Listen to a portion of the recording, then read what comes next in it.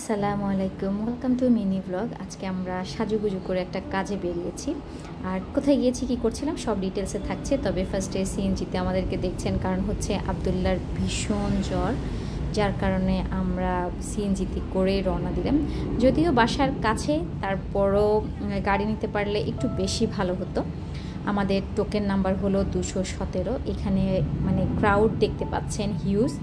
আমরা আর কোথাও না, চলে গেছি হলো পাসপোর্ট অফিস। আর ওয়েট করতে হচ্ছে আমাদেরকে, সেখানে রেখে গালিব আরেকটা কাজে গিয়েছে 6 নম্বর সেক্টরের দিকে।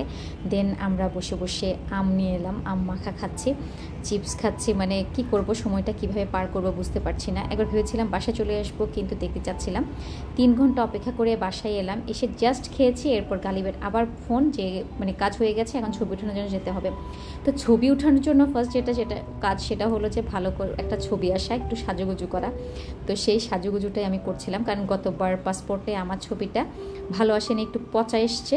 তাই এবার আমি চাচ্ছিলাম যে এইবারের পাসপোর্টে আমার ছবিটা ভালো আসুক।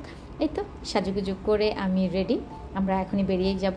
তো কিছুক্ষণ গিয়ে সেখানে অপেক্ষার পর আমাদের ডাক এলো। সবাই একটু মাথা আশ্রয় নিচ্ছে, মানে গালিবে টাই পরে নিচ্ছে, মানে সব কিছু মিলিয়ে সবাই ফিটফাট করে ছবি উঠাতে চলে গেলাম।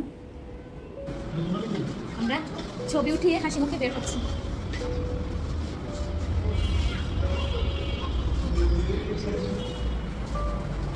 সবাই একটু হাসো।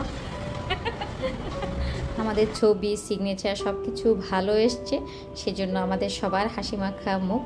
আর এই যে পাসপোর্টটা করে রাখছি, কখনো যদি কোথাও যাওয়া হয়।